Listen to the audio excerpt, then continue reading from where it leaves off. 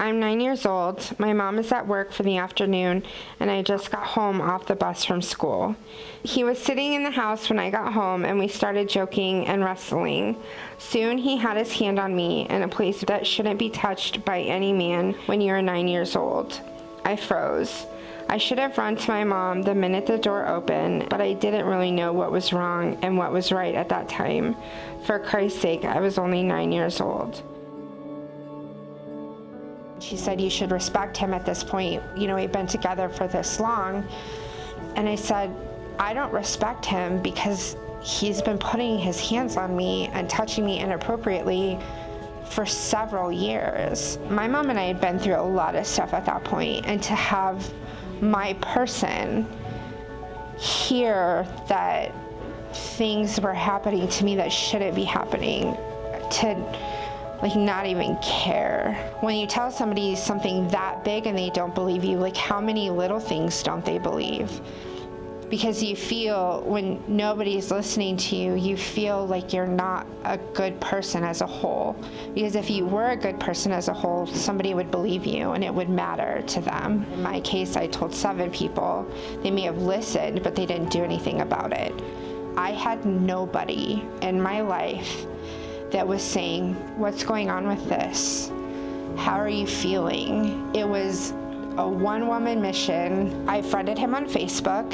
I wanted to keep track of him. I saw what would be his third wife's daughter, and she started posting things on his Facebook about dad and stuff like that. She looked to be around the age that I was when my mom married him. And right away, immediate bad juju. I decided that it was time to report it.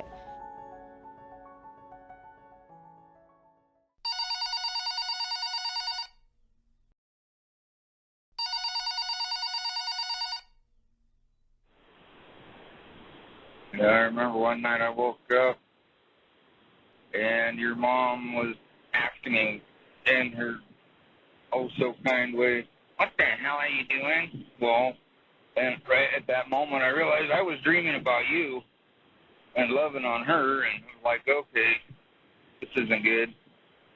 No, I know I used to grab your legs when you were driving. Some of that was because I liked the feel of the nylon. Some of it was because I wanted to see how you reacted while you were driving. But I'm talking about at Joe's house, and you did it when we lived in LaSalle, too, is you'd come in, and I remember because I would roll over and pretend like I was sleeping when you would put your hand down my pants, and I'd roll over the opposite direction. I believe you. I just don't remember it. There was a something there that was there for me, but not for you.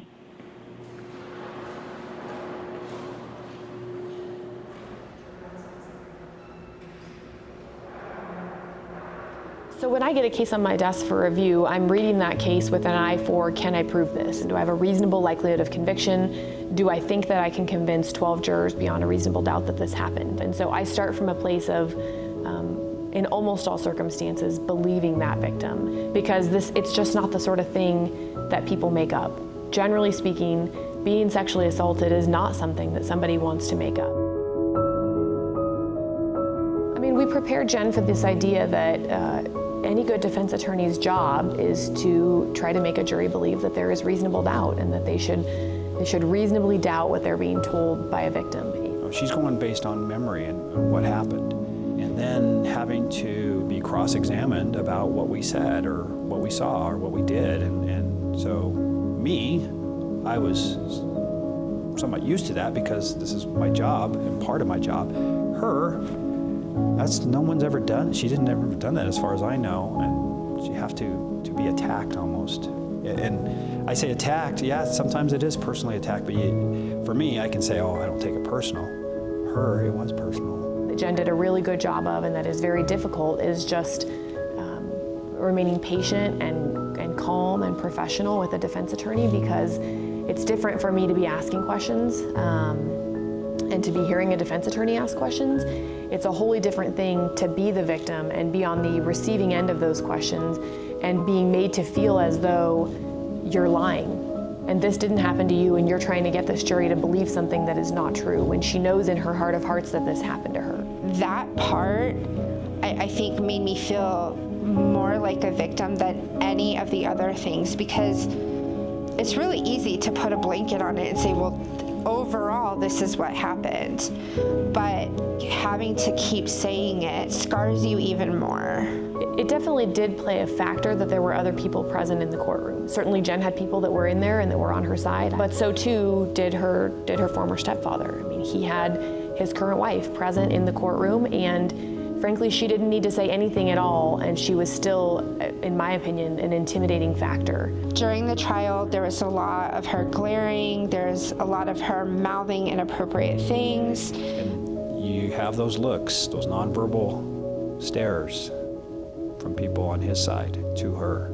But she stood her ground in a way that was professional and polite and made the jury understand that she was on the right side of this and that she did nothing wrong.